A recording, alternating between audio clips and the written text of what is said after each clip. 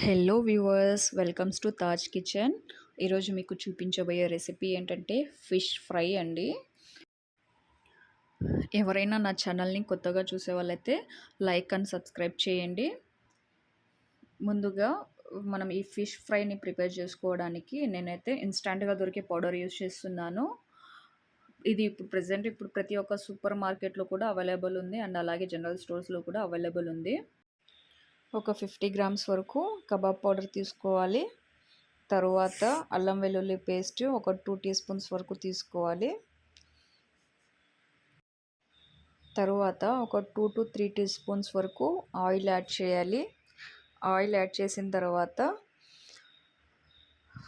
Already అందులో మనకి salt and chilli powder mix అయి ఉంటుంది కాబట్టి అవి ఏమీ యాడ్ చేయకూడదు, స్కిప్ చేయాలి. యాడ్ చేసిన తర్వాత వాష్ చేసుకుని పెట్టుకున్న ఒక కిలో వరకు ఫిషెస్ని అందులో యాడ్ చేసి బాగా మసాలా అంతా ఫిషెస్కి పట్టేలాగా అప్లై చేయాలి. అప్లై చేసిన తర్వాత ఒక 1 అవర్ వరకు మనము సపరేట్గా డీప్ ఫ్రిడ్జ్లో పెట్టాలి. ఇఫ్ ఇన్ కేస్ ఫ్రీజర్లో కాకుండా మనం బయట అయినా కూడా పెట్టుకోవచ్చు. ఒక 2 to 3 అవర్స్ వరకు బయట పెట్టుకొని తర్వాత డీప్ ఫ్రై చేసుకుంటే చాలా టేస్టీగా ఉంటుంది. మనం ఈ ఫిషెస్ని ఒక 3-4 డేస్ వరకు మనం ఇలాగే యూస్ చేసుకోవచ్చు. ఫ్రై అయిన ఫిషెస్ని సపరేట్ ఒక ప్లేట్లోకి తీసుకుంటే సరిపోతుందండి.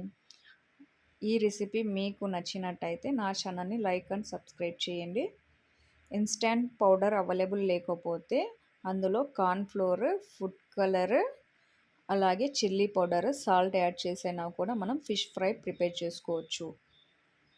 థ్యాంక్ యూ ఫర్ వాచింగ్ అండి.